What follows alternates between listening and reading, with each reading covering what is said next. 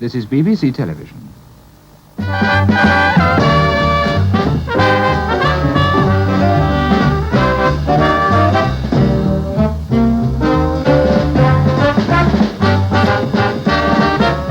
was the year that was. They called it 62. Looked at in retrospect, all we can find to say is 62 to you too. In January, court holds be off ICI. In February, John Glenn shot into the sky. And the Indians were told that the world would stop spinning. In March, in Orpington, the Liberals started winning. The PMG said the violence in Oliver Twist must be less. And Prince Philip said, what a bloody awful newspaper was the Daily Express. That was the week that was. Frank Haxall got the sack. Sterling Moss had that crash. Had the police kept out Burgess and McLean, who didn't want to come back. A bill presented to the South African Parliament wishes to substitute for the old definition of a white man as a person who in appearance obviously is, or who is generally accepted as a white person, but not a person who, although in appearance obviously a white person, is generally accepted as a coloured person. The new simplified definition of a person who in appearance obviously is a white person, but who is not generally accepted as a coloured person, or as a person generally accepted as a white person, is not in appearance obviously not a white person. In May, Coventry Cathedral was open bell book and choir. On the roof from the air they dropped one instant spire. And Eddie and Liz were still estranged. And April Ashley announced that nothing had changed. The crime of the year was that daring and impudent bank robbery in Bury Lancs, perpetrated by Mr. Stanley Booth, aged 37, now doing 12 months. Having broken into the bank, he had to phone the police because he couldn't get out. That was the year that was. The weather was in decline. All through June and July, there was a cold front blowing up upon the Rhine. This is the army, Mr. Jones. You shot a German and broke his bones. So did your father in 44, but the peace, Mr. Jones, isn't war. President Shadrach Tubman arrived in high state. No immigration officer asked him to wait. Now Shadrach is black, so what we wanted to know is would they have let in Meshach and Abednego? The Commonwealth ministers argued and bluffed. They couldn't agree, and so they all got stuffed. The automatic flushing system of a gents at Totnes Devon Guildhall was stopped when the Queen visited the town on July the 27th, so that the noise should not disturb the royal party. It was also suggested that guests should stand in a semicircle to hide the entrance. That was the year that was. Meredith found a Mississippi home. The Vatican Council broke up, and all those nice old gentlemen said arrivederci Rome. A great year for rationalisation on the railways. Thanks to Dr. Beeching, there are fewer trains, higher fares and no fish on the menu. But at least one inventor, Mr. J.C. Winpenny, unveiled a new hope for the hard-pressed commuter.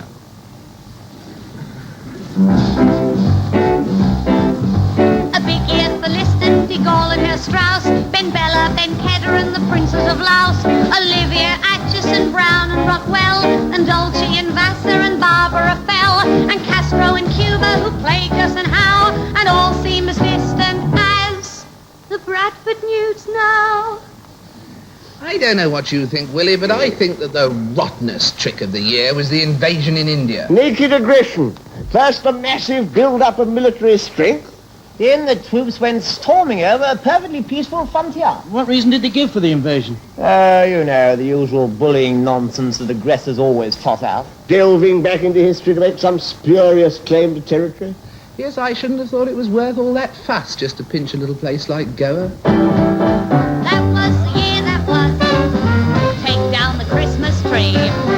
Now all our cares have gone, at least until the 1st of 1963. That was the year that was. It's over, let it go. Oh, what a year that was. That was the year That was.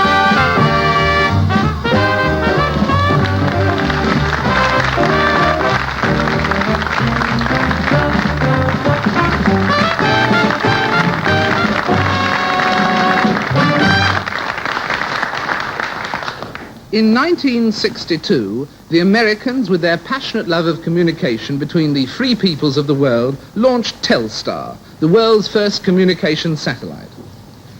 In 1962, the Americans exploded the rainbow bomb, designed to blot out communications all over the world.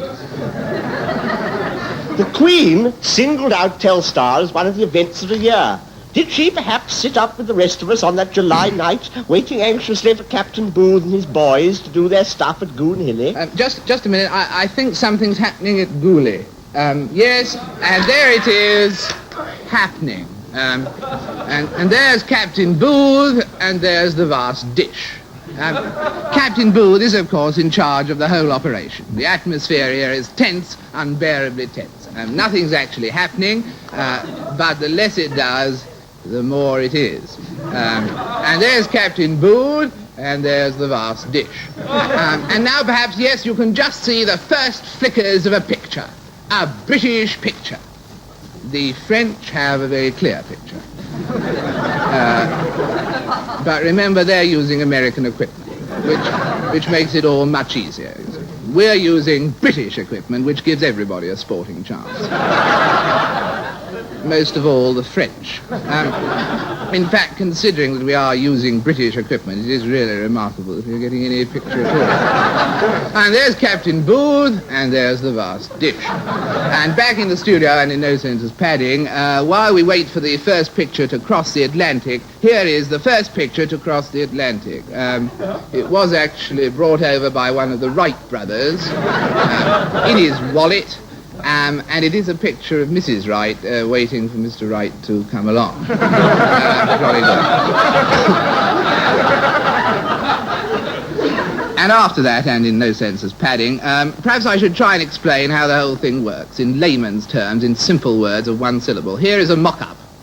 Lots of little balls, you see. And indeed, if the nations of the world would only spend more time dropping little balls on one another and less on hydrogen bombs, then the Dalai Lama might still be walking hand-in-hand with Princess Grace in a free Israel.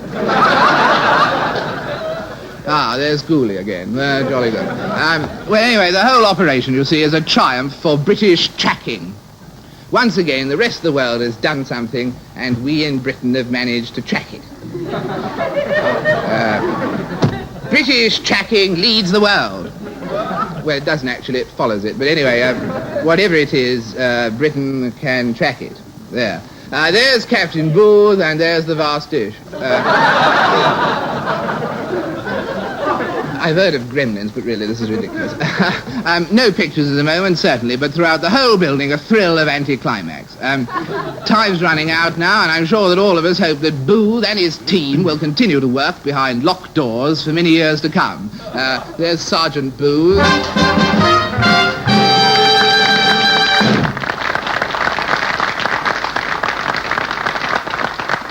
1962 saw the biggest television coverage ever of the party conferences.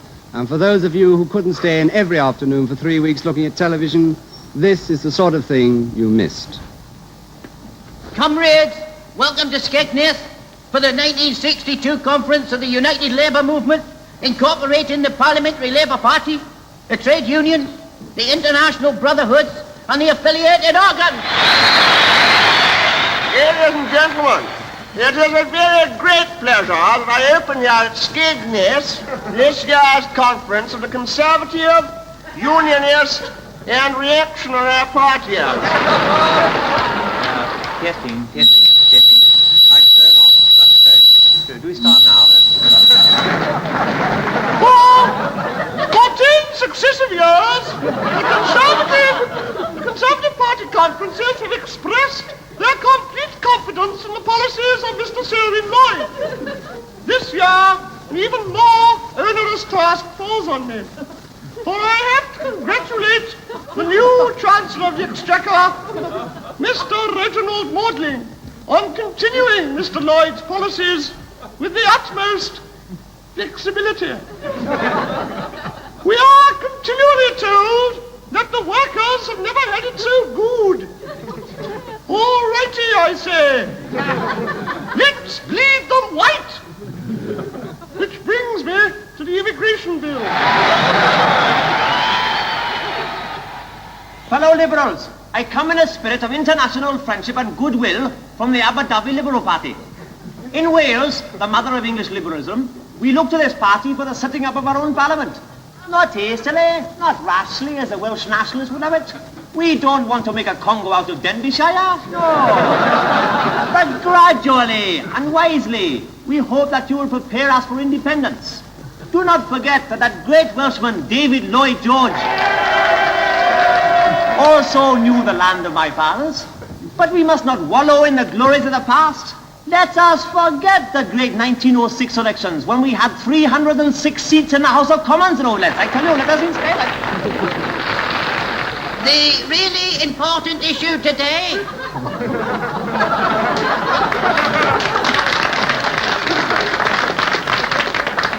is equality. Not just equality of race, equality of class, or equality of creed. But also equality between the sexes. Let us therefore abolish the difference. Let this be our positive program, and let our battle cry be, as long ago as 1956, the Liberal Party advocated that Britain should join the common market, and if this had been done, not only would Ghana, Tanganyika, Nigeria,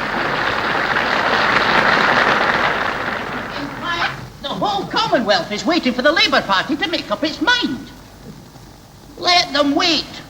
Say we of the Hot Dip Galvanisers Union. Too often in the past, over Germany and the armament, over the bomb, over ICI, have we seen the danger of making decisions. What's so special about decisions? Nobody takes any notice of them. As Brother Keir Hardie used to say, put all your legs in one trouser and what have you got? A bloody split. I'm a 16-year-old schoolgirl.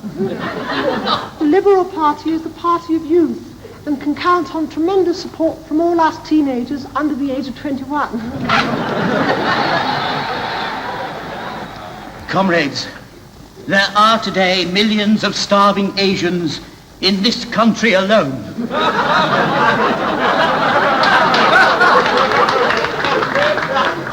At the same time, we every day satisfy the bloated appetites of thousands of Polaris submarines, the gunboats of imperialism. When one thinks today of Angola, Algeria, Kenya, Nyasaland, Sharpeville, Hola, Cyprus, Spain, Abyssinia, words fail me. We are still in the government. Constructive debate, delighted by forthright criticism, full attention to your views, more exports and more deports. Well, of course, natural obstacles to our policy. Mr. Sherwin Lloyd, Eccles, Prime Minister, indeed the whole Tory party pledge you today, before the next Conservative election, a spending spree, whatever you may feel, and show our unity to our great leader.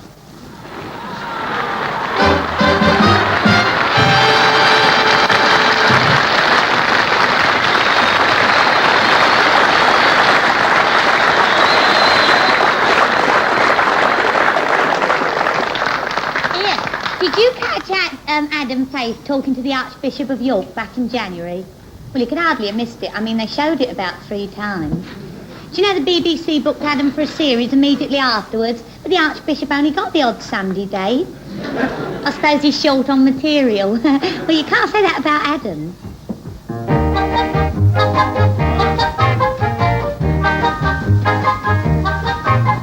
I met the Archbishop, led him by the hand, and now the voice of Adam is heard throughout the land, and Adam's not a sinner anymore. I was in the wilderness, I had gone astray,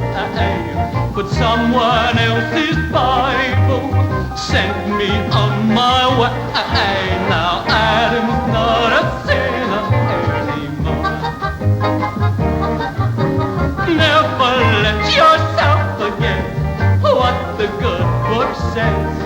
There's faith and hope and charity. The greatest of these is faith. I'm supposed to bring them back from idolatry, but they don't seem to get the point. They start to worship me, but Adam's not a sinner anymore. You couldn't rid the world of sin. There's really such a lot. The Lord replied, have faith, my son, and faith is what he got. Adam, boy, an angel, don't you take the risk. It's not a golden halo, it's just a golden disc. And Adam's not a sinner anymore, not a sinner anymore. Mix me a parson.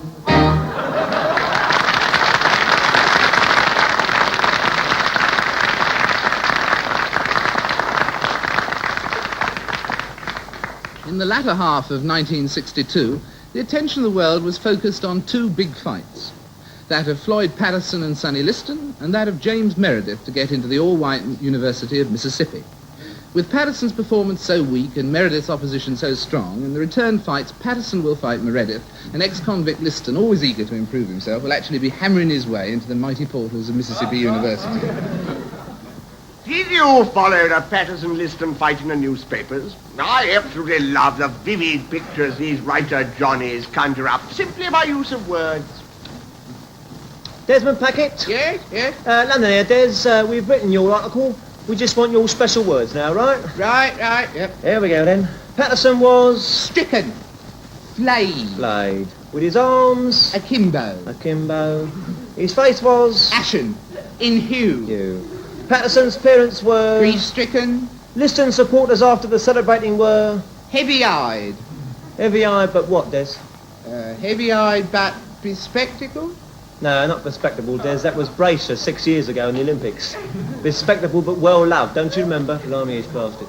Oh, well, heavy-eyed but jubilant. Yeah, it's better. I'll tell you that. It's better. Right.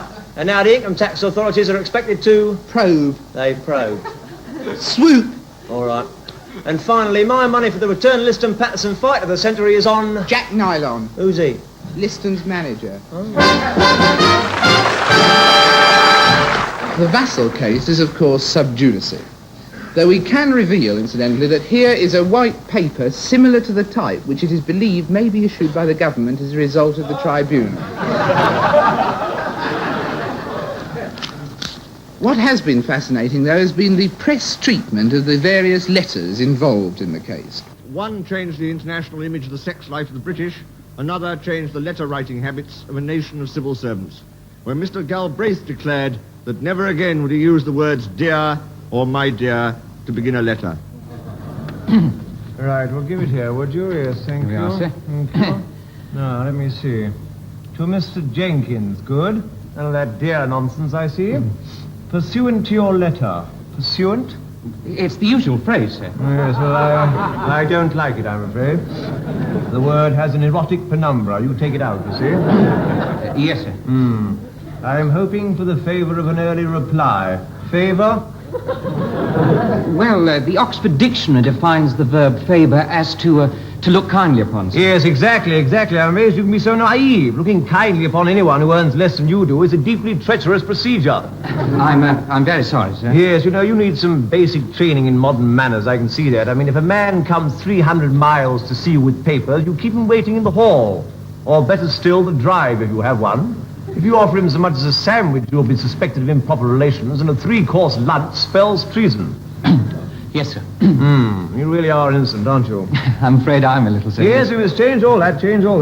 Now, let me see. Hoping for the favour of an early reply, thanking you in anticipation. Are you doing this on purpose? What, sir? Thanking you in anticipation. There, look in black and white. Is that wrong, sir? Wrong? It's just about the most sexually provocative sentence I've ever read. It fair whinnies with suggestiveness, boy. I hadn't intended it quite like that, sir. Yes, we're not concerned with your intentions, thank you very much. Merely with the effect you create.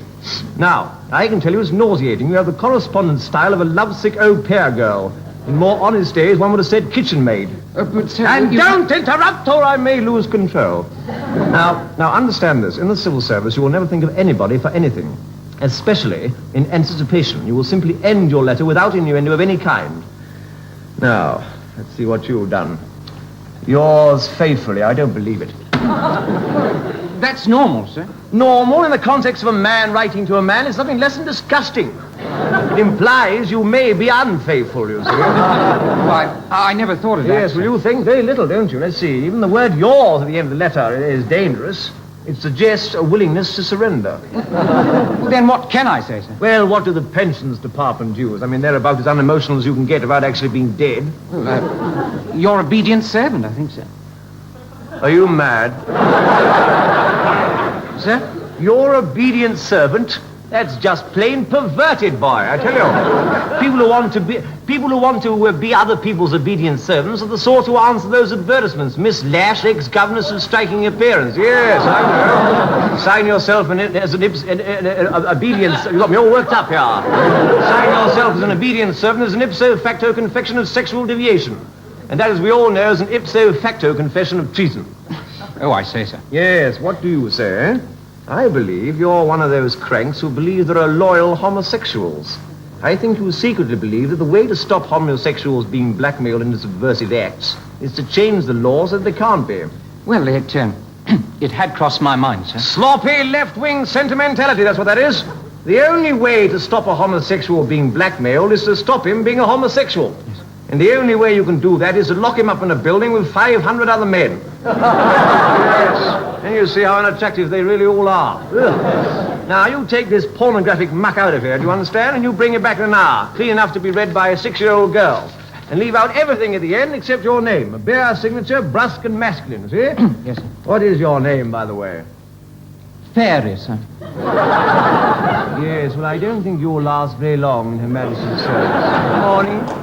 In November, the Maigret series won yet another award from the Guild of Television Producers. What is not so readily realized is that our own homegrown police saga is, of course, equally popular with French viewers.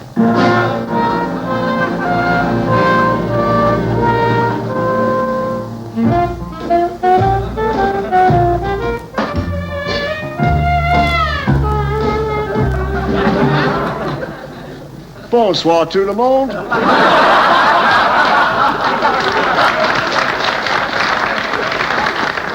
C'est un drôle vie, particulièrement pour un gendarme ordinaire comme moi. N'oubliez pas les mots de Monsieur Marples. Prenez garde sur les rues cette Noël. Je marche mon bite sans pantalon. Les enfants crient, oh le patron, auteur, je toque un verre. Bonsoir tout le monde et allez bien.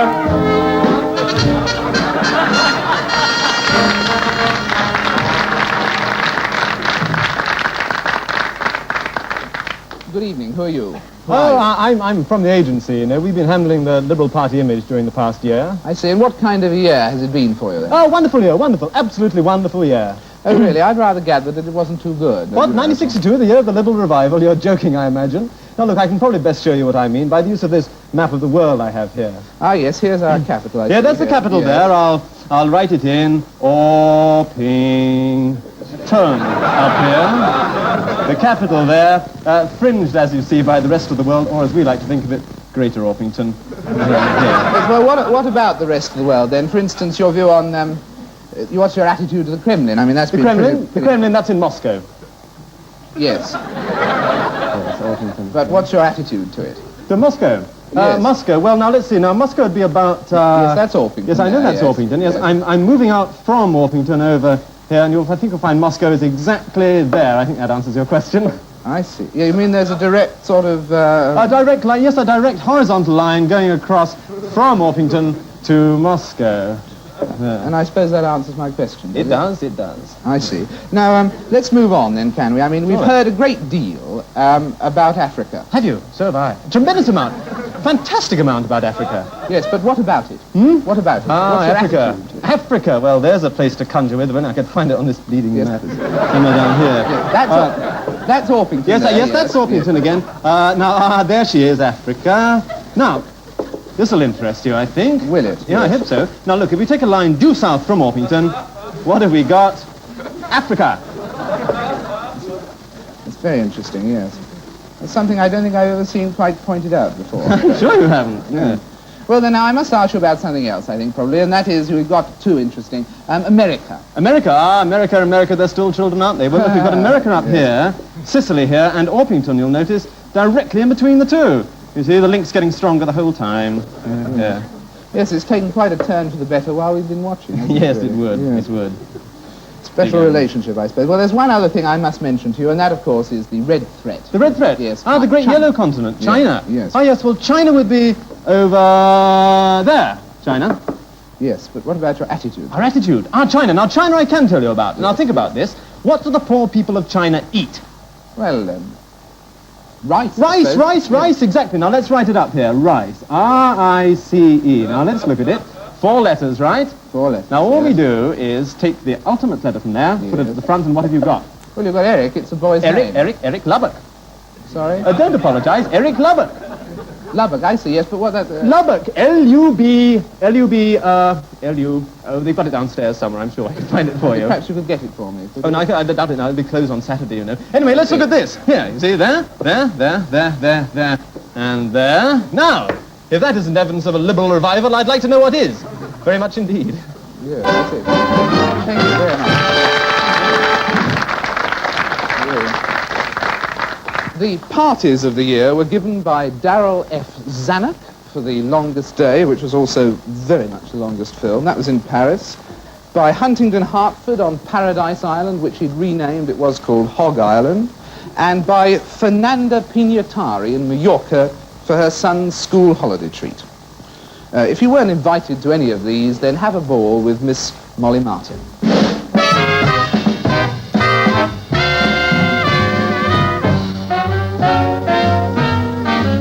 I wasn't invited to come to that little party, chez vous. I'd have been delighted to come if anybody had asked me to. Was it a mistake? Please don't trouble yourself, or on purpose. I wonder which. I'm curious if Roz was there. I wonder if she was a little bitch. No, really, I couldn't have come.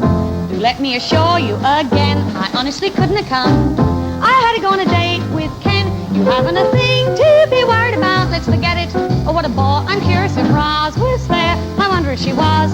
The little whore, don't give it a thought. In the middle of a muddle, if you fiddle in your huddle, you can really diddle through. Making up your mind, you find you do. Now, it couldn't matter less to me if you were begging. Wouldn't I come? Shouldn't I come? Couldn't I come? I'd be there to tell you no. Go and get up off your knees. It doesn't matter in the least. I hadn't intended to come. I felt no desire to go. Might have condescended to come, but only for an hour or so. I couldn't care less. Don't be silly, my dear. Dead and buried. And that is that. I'm curious if Roz was there. I wonder if she was. The little rat, it's over and done. Dead, gone, done. Let's end this interminable tale of woe. I've a little get-together. You must come on the 20th. 7:30. Promise you'll be there with anyone you care to bring along. We'll open up a red bottle of wine. 9:37. You can only have a drop. No, there won't be many, hardly anybody coming, and the strumming of a low guitar. A bottle of vino. You and a loaf of bread is all I require for my heart's desire.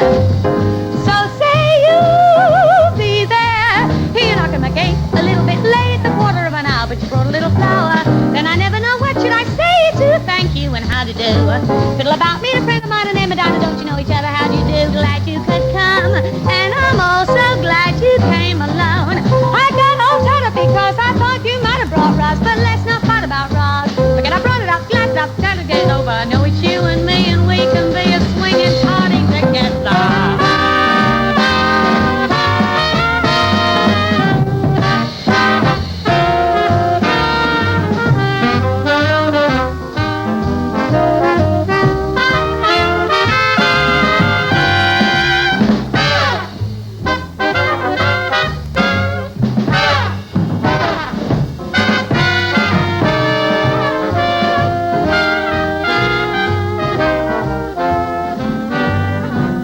I wasn't invited to come to that little party shaver, I'd have been delighted to come. If anybody had asked me to, was it a mistake? Please don't trouble yourself or on purpose. I wonder which, I'm curious if Roz was there. I wonder if she was. The little bitch, I'm curious if Roz was there. I wonder if she was a little... What I really want to know is what is Rutland got that I haven't got, that she gets invited everywhere I don't.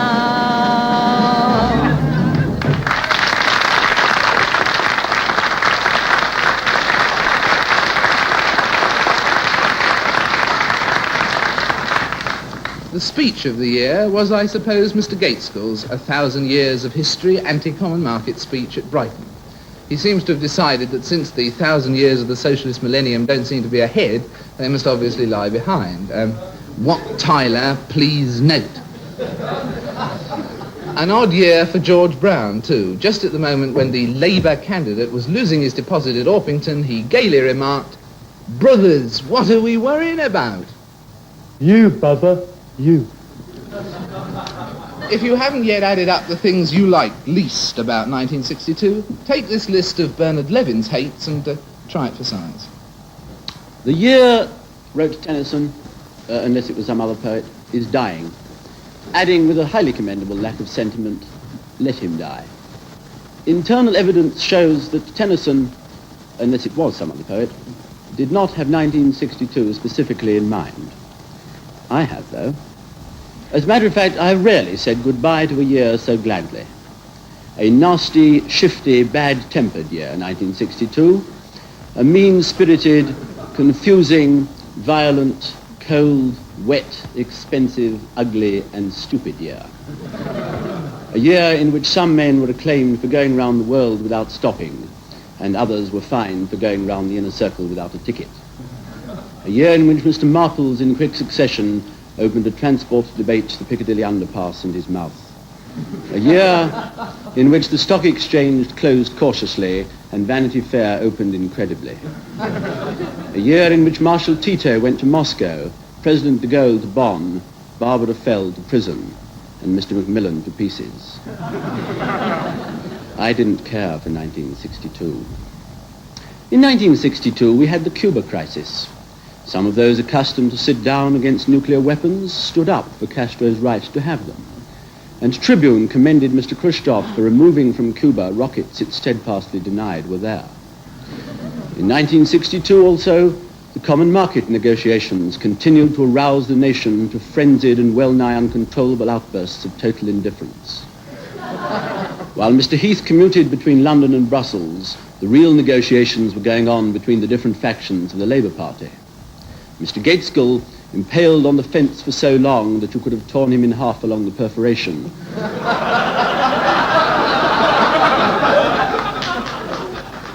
finally climbed off on both sides and rode furiously away in all directions. 1962 was the doctor's year. Dr. Adenauer, Dr. Verwoerd, and Dr. Beeching.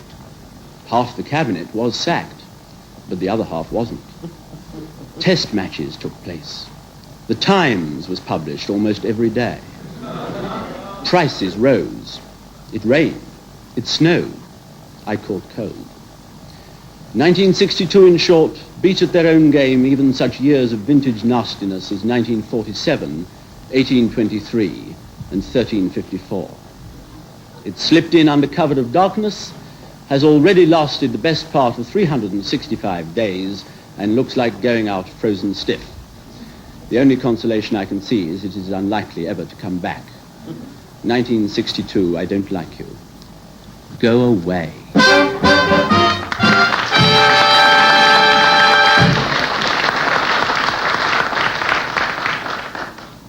Tomorrow, some of us will be turning to Old Moore's Almanac to see what 1963 holds in store.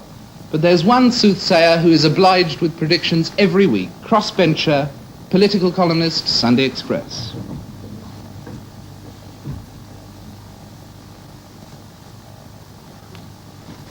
Each Sunday he forecasts future political developments. So let's wander down memory lane and see how some of Crossbencher's predictions during 1962 turned out. He has a keen eye for trends inside the Labour Party. A powerful body of Labour MPs is convinced that as deputy leader, Mr Brown is a liability. The candidate they would like would be Mr Harold Wilson, but that cautious chap will have nothing to do with them. Harold Wilson stands as candidate for the Labour deputy leadership. Mr Wilson will be certain to defeat Mr Brown. Brown defeats Wilson by 30 votes.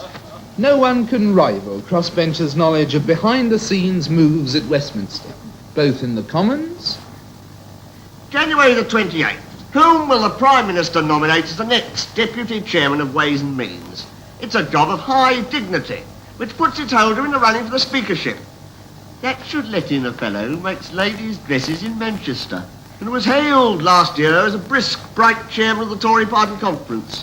Sir Douglas Glover, MP for Ormskirk. January the 29th, Sir Robert Grimston appointed Deputy Chairman of Ways and Means.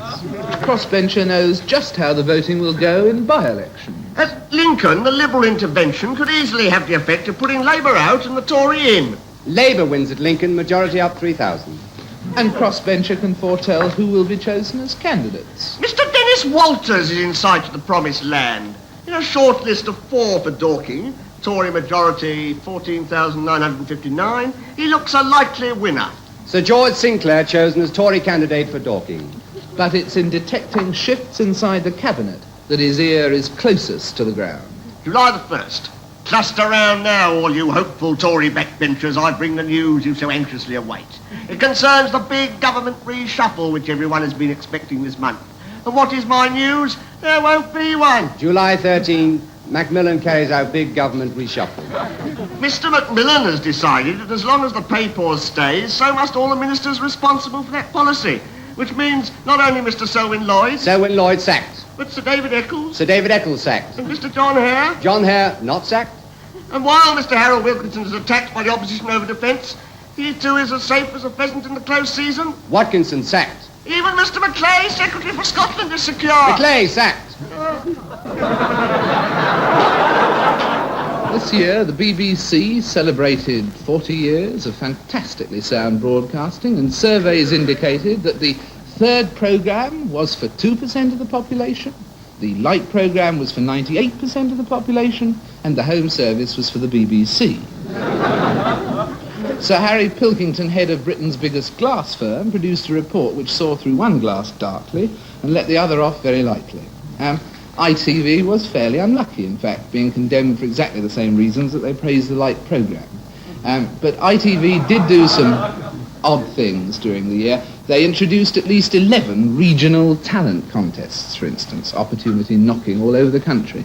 A spokesman said today, the next one, you see, that we're doing very soon will be called Discoveries. It will actually be published in 2 separate words, disc ovaries, recording stars in embryo.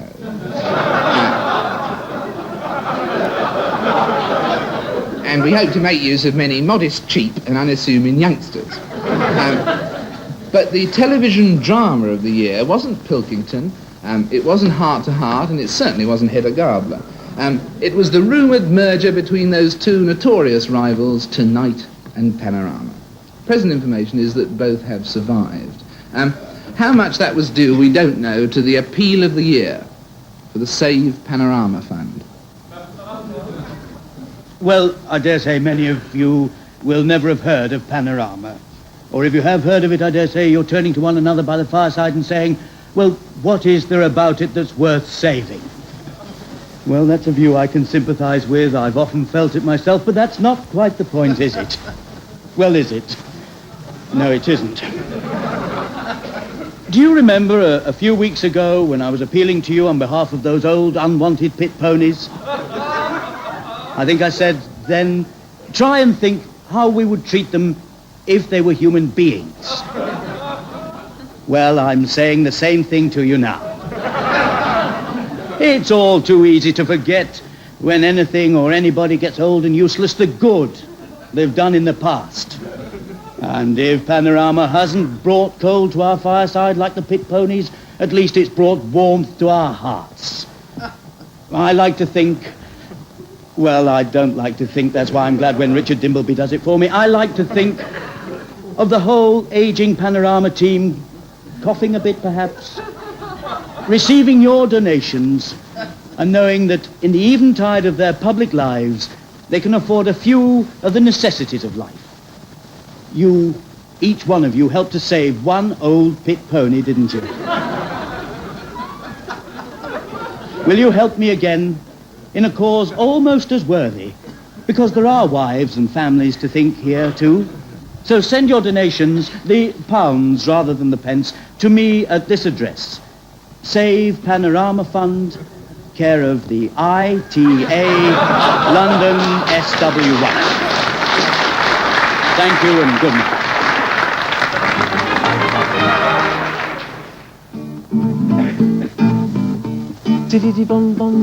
Now, you may remember, for those of you in the audience here, or those of you who have seen the show before at home, that this is the point where I attempt, with dry trousers, to make up songs about things you may have noticed in the show.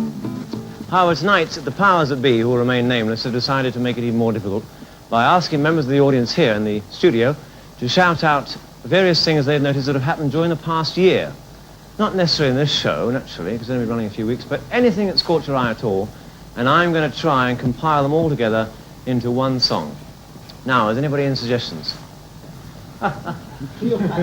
Cleopatra? The OAS in Tangier. The AOS in I think you mean Algiers. Sweet innocence of Monaco. Monaco. Jane Mansfield's disappearance. Jane Mansfield's disappearance. What? Leonardo cartoon. The Leonardo cartoon. President Tubman.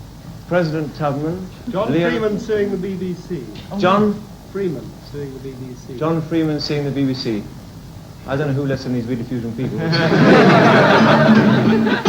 All right, we'll try and remember some of them. John Freeman seeing the BBC. I'm thinking, don't worry. The OAS in Talgiers, all Algiers. I must say it's good to see. I don't know what OAS stands for unless it's Old Algerian Society. All the same thing, I must say, in Algiers, on the wharf was heard to call one AOS man who said very precisely, it's delightful, it's delicious, but it's not de Gaulle. What was the one down here? I've forgotten it. Cleopatra. All those jokes have come out, haven't they? Well, I must admit, sir, I'm not being very swisher. Here we have Cleopatra. I presume you're referring to Liz Taylor and Eddie Fisher. However, I promise you one thing, just in case you don't know, we got to be very careful. She's making a film here and she might be watching the show.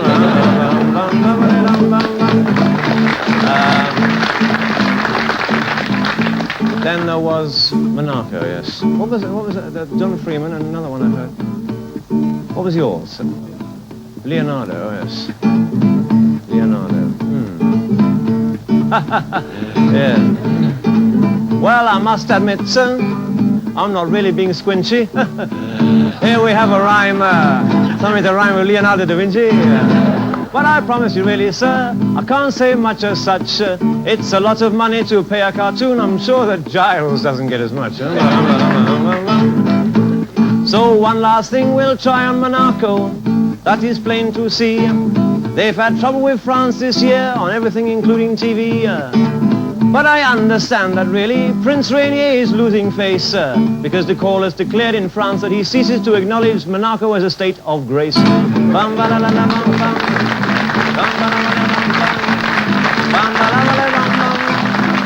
completely to that's the end of 1962. However, I would now like to present to you, ladies and gentlemen, to the perfect face for sound radio, David Frost.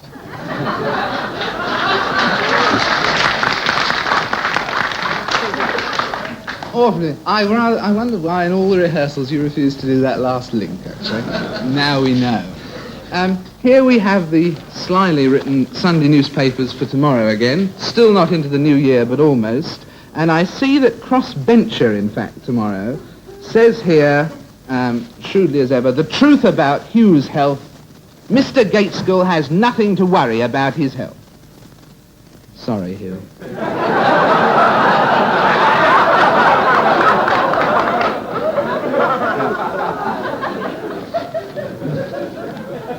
The people here I see on page 1 have yet another article on that subject on which they're so expert, sex before marriage, with a headline, "Over 40, this may shock you." But on page 14 we've got an article, "Life begins at 40."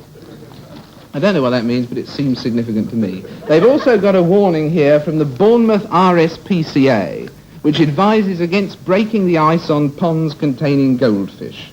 They may be killed by shock waves.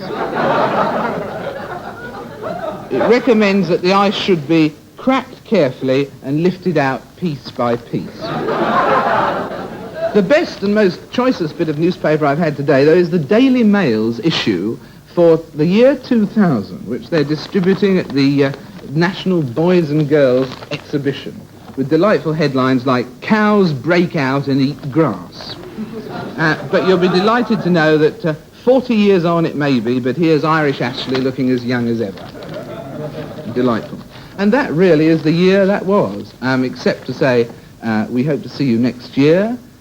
It looks like a year in which there could be a general election. So in that case, will you kindly remember the slogan, "Vote Labour and you build castles in the air. Vote Conservative and you can live in them." Good night.